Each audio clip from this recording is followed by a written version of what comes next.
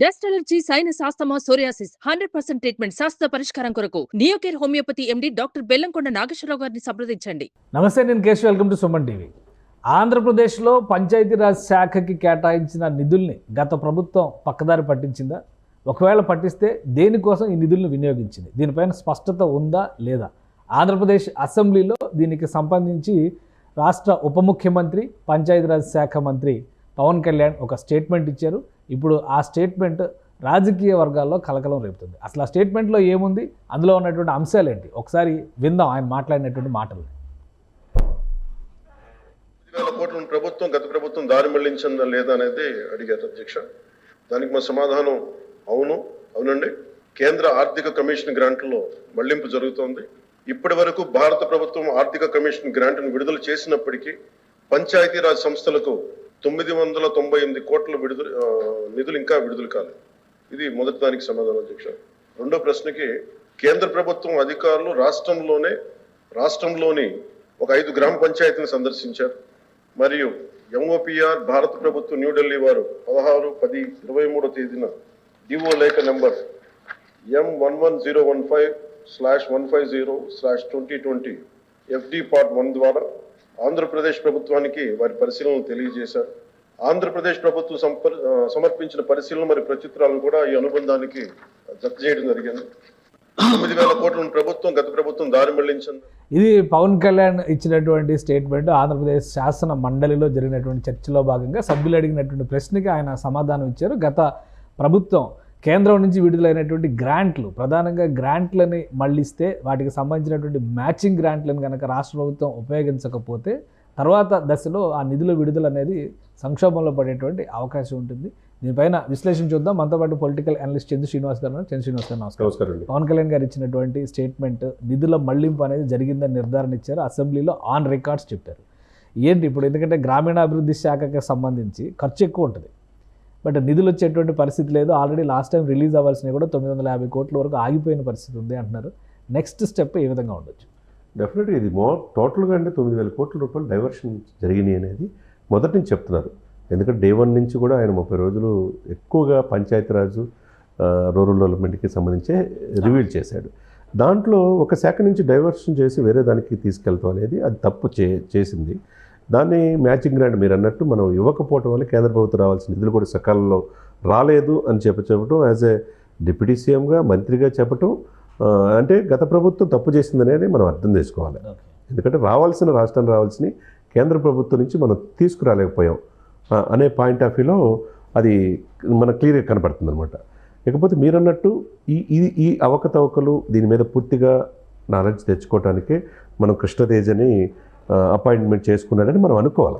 ఎందుకంటే పంచాయతీరాజు, రెవెన్యూ రెండింటికి డైరెక్టర్గా అవునండి, ఆ రెండింటికి డైరెక్టర్గా ఆయన రావటం, కేరళ నుంచి ఆయన డిప్యూటేషన్ మీద కేంద్ర ప్రభుత్వం యాక్చువల్గా ఆయన ఓఎస్డీ, ఆయన సెక్రటరీ అనుకున్నారు.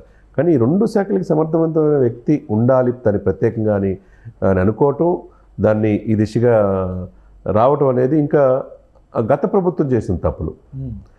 కమ్యూనికేషన్ గ్యాప్ లేకుండా ఎప్పటికప్పుడు సెంట్రల్ నిధులు ఏ విధంగా తీసుకోవాలి, మ్యాచింగ్ గ్రాంట్ ఏ విధంగా, ఒకవేళ 30% అనుకోండి, ఇప్పుడు 10% అడుగుతాం అని చెప్పినప్పుడు ఆ గ్రాంట్లు కూడా ఎప్పటికప్పుడు కేంద్ర ప్రభుత్వం ఇచ్చేస్తే మనకి బ్యూటిఫుల్గా కావాల్సిన నిధులు వచ్చేస్తాయి కదండి.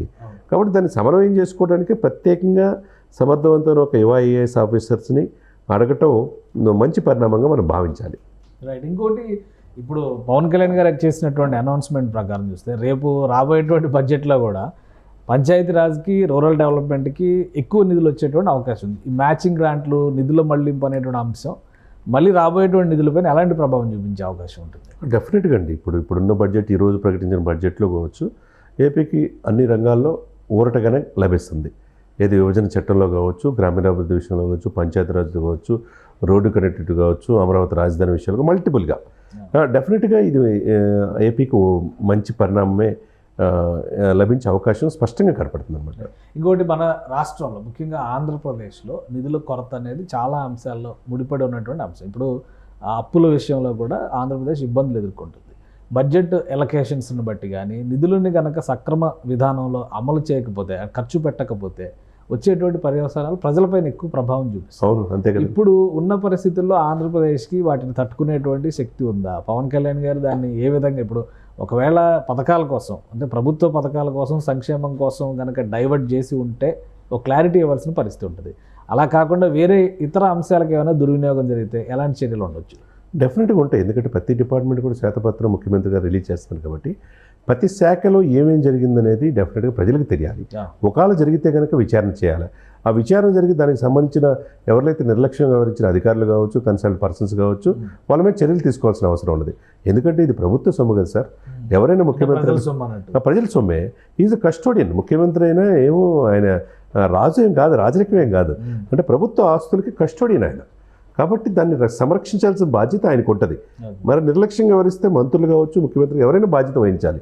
అధికారులు కూడా నిర్లక్ష్యం వహిస్తే కనుక గత ప్రభుత్వంలో వాళ్ళ మీద చర్యలు తీసుకోవాల్సిందే. అంటే ఇప్పుడు ఉన్న పరిస్థితుల్లో ఆంధ్రప్రదేశ్లో ఒక నిర్ణయం తీసుకున్నా కానీ అమలు చేసేటువంటి విషయంలో చాలా సమస్యలు వస్తున్నాయి. ఆ ఎగ్జిక్యూషన్ పార్ట్ అనేది సమర్థంగా ముందుకు వెళ్ళడానికి ఎంతవరకు అవకాశాలు ఉన్నాయి? పదే పదే ఇది కేవలం ఒక రాజకీయ విమర్శ లాగో, డైవర్షన్ పాలిటిక్స్ లాగో, డైవర్షన్ గేమ్ లాగో, ఒక అంశం నుంచి ఇంకొక అంశానికి మార్చేటువంటి ఎత్తుగడలాగో మారిపోతుందా నిధుల మళ్లింపు అనేది? ఎస్సీ ఎస్టీకి సంబంధించి సప్లాన్ ఉన్నా కానీ నిధుల మళ్లింపు జరిగింది, ఏమి చర్యలు లేవు. ఇక్కడ పంచాయతీరాజ్ శాఖ నుంచి నిధుల మళ్లింపు భారీగా జరిగింది అంటున్నారు. ఇంతవరకు క్లారిటీ లేదు ప్రభుత్వం ఏ విధంగా ముందుకెళ్తుంది, ఎలాంటి చర్యలు తీసుకోబోతుందనే దాని మీద. సో భవిష్యత్తులో ఇటువంటివి జరగకుండా ఉండాలంటే ఏం చేయొచ్చు, చేయడానికి ఉన్నటువంటి మార్గాలు ఏంటి? డెఫినెట్గా అండి. అంటే ఇప్పుడు విఘ్నత గల పౌరుడు ఎవరైనా కానీ కొద్దిగా చట్టం తెలిసిన వాళ్ళు, ప్రభుత్వ పరిపాలన తెలిసిన వాళ్ళు, నేను నెల జీతం తీసుకుంటే నాకు అకౌంటబిలిటీ ఉంటుంది, బాధ్యత ఉంటుంది అనే ఉద్దేశంతో నెల జీతం తీసుకుంటారు అనుకున్నాడు ఎమ్మెల్యే. కానీ వివిధ దశల్లో ఆయన రివ్యూ చేసినప్పుడు ఆయన తీసుకున్న 5 శాఖల్లోనే నిధులు భారీ ఎత్తున అవతాపకలు జరిగినట్టు, చివరికి నా శాఖలోనే నేను లేకపోతే నా జీతం ఎందుకని చెప్పి జీతం కూడా తీసుకోను, చివరికి నా ఫర్నిచర్ కూడా నేను తెచ్చుకుంటాను అన్నాడంటే ఎంత ఇదిగా జరిగిందో మనం అర్థం చేసుకోవాలి. ఒకదాని నుంచి మీరు ఎస్సీ సప్లాన్లు ఎస్సీలకి కేటాయించాల్సింది కూడా వేరే వైపు మళ్ళించారు. అనేక రకమైన ప్రీ స్కీమ్స్, సంక్షేమం మాటను అభివృద్ధిని మర్చిపోయారు. అదేవిధంగా అమ్మఒడి కావాల్సిన దాంట్లో కొన్ని డైవర్ట్ చేయటం, చివరికి అనేక రకాలుగా చేసిన దానికి ఎవరు బెనిఫిట్ చేశారంటే చివరికి అది ప్రజల నెత్తి మీదే కదండి. ఇది అప్పుల రూపంలో పడేది ప్రజల నెత్తిలో ఒక్కొక్కరికి 1,00,000 అప్పు ఆంధ్రప్రదేశ్ ప్రజల మీద ఉన్నది. కాబట్టి ఇది దేనికి శాఖ కేటాయించిన ఇది దానికి వెచ్చించాలి. ఈ సమన్వయంతో కేంద్ర ప్రభుత్వం లక్కీగా ఏంటంటే కేంద్ర గ్రామీణాభివృద్ధి, పంచాయతీరాజు ఇయే కీలకం. కేంద్ర ప్రభుత్వ నిధులు ఎక్కువ శాతం ప్రజలతో కనెక్ట్ ఇవే కదా. కాబట్టి దీనికి గత ప్రభుత్వం జరిగిన మరలా జరగకుండా ఈ కూటమి చాలా వ్యూహాత్మకంగానే మంచి సమర్థవంతమైన ఆఫీసర్స్, దీంట్లో నిపుణులైన వాళ్ళని తీసుకోవటం వల్ల సెంట్రల్లో ఎడిదిరిగి పెమ్మసాని లాంటి వాళ్ళు బీజేపీ సంబంధించిన ఎంపీ మినిస్టర్ ఉన్నాడు కాబట్టి ఈ శాఖలో, ఇక్కడ శాఖలో కూడా పవన్ కళ్యాణ్ గారు ఉన్నారు కాబట్టి డెఫినెట్గా గత ప్రభుత్వం 5 సంవత్సరాలు జరిగిన ఇది ఈ డైవర్షన్ ఒక్క శాఖకి సంబంధించిన నిధులు వేరే శాఖకి వెళ్లకుండా ఏ శాఖ కావాల్సిన ఇది మ్యాచింగ్ గ్రాంట్ విషయంలో కూడా అవసరమైతే తగ్గించండి అని అడిగే అవకాశం, వెసులుబాటు ప్రభుత్వాలకు ఉంటాయి. కాబట్టి సెంట్రల్కి అడిగి దాన్ని ఎప్పటికప్పుడు ఇచ్చేస్తే ఇంకా నిధులు మురిగిపోకుండా. కృష్ణతేజ ఛార్జ్ తీసుకోవడం, డైరెక్టర్ పంచాయతీరాజ్ శాఖ డైరెక్టర్గా ఈ సంస్కరణలకు కానీ లేదంటే ఈ రికవరీలకు సంబంధించి కానీ ఈ ఎగ్జిక్యూషన్ పార్ట్కి సంబంధించి ఆయన బాధ్యత తీసుకోవడానికి, స్ట్రాంగ్ డెసిషన్స్ తీసుకోవడానికి అవకాశం ఉంటుందా? డెఫినెట్గా కదా. సమర్థవంతమైన ఆఫీసర్స్కి ఫ్రీ హ్యాండ్ ఇస్తే డెఫినెట్గా వాళ్ళు చర్యలు తీసుకుంటారు, అంతే కదండి. అతనికి అందులో మీరు అన్నట్టు పంచాయతీరాజ్, గ్రామీణాభివృద్ధి కీలకమైన శాఖలు రెండింటికి కూడా డైరెక్టర్ ఆయన అయ్యాడు. కావాలని ఆయన తీసుకొచ్చి వేరే రాష్ట్రం నుంచి తీసుకొచ్చాడు. అతను కూడా జాగ్రఫికల్గా ఈ దేశం మీద పూర్తిగా అవగాహన ఉన్నది. జాగ్రఫీలో ఆల్ ఇండియా ఫస్ట్ ర్యాంకర్ ఆయన. ఆల్ ఇండియాలో 66 ర్యాంక్ ఐఏఎస్ కొట్టిన వ్యక్తి. తన రాష్ట్రం కానీ రాష్ట్రం కేరళలోనే ఆపరేషన్ కుక్కునాడు అని చెప్పేసి దాదాపు 4.5 లక్షల మందిని కాపాడాడంటే, అక్కడ రిసార్ట్స్ పేరుతో వ్యాపారం చేస్తుంటే అవి కూడా మొత్తం ధ్వంసం చేసి వాళ్ళ చేత ఖర్చులు పెట్టించాడంటే మరి సొంత రాష్ట్రంలో ఇంకా ఎంత బాధ్యతతో చేస్తాడు. ఇంకా రాబోయే రోజుల్లో దీనికి సంబంధించి చాలా స్ట్రిక్ట్ యాక్షన్స్ ఉండే అవకాశం డెఫినెట్గా ఉంటాయి. రైట్ థ్యాంక్ యూ చంద్ర శ్రీనివాస్ గారు. ఇది ఆంధ్రప్రదేశ్లో పంచాయతీరాజ్, గ్రామీణాభివృద్ధి శాఖకి సంబంధించి పెద్ద ఎత్తున నిధుల మళ్లింపు జరిగింది. దానివల్లే గ్రామాల్లో కనీస సౌకర్యాలు లేని దుస్థితి ఏర్పడింది అనేది ఉప ముఖ్యమంత్రి పవన్ కళ్యాణ్ ఇచ్చినటువంటి స్టేట్మెంట్. అదేవిధంగా పంచాయతీరాజ్ శాఖ గతంలో జరిగినటువంటి తప్పుల్ని సవరించడంతో పాటు రాబోయే రోజుల్లో ప్రజా అవసరాల రీత్యా పనిచేయాల్సినటువంటి విధానానికి సంబంధించి కూడా ఒక సమర్థుడైనటువంటి అధికారి వచ్చిన నేపథ్యంలో స్పష్టమైన ప్రణాళికతో ముందుకు వెళ్ళేటువంటి అవకాశం ఉందని చంద్ర శ్రీనివాస్ గారు అంటున్నారు. ఇది స్పెషల్ డిస్కషన్.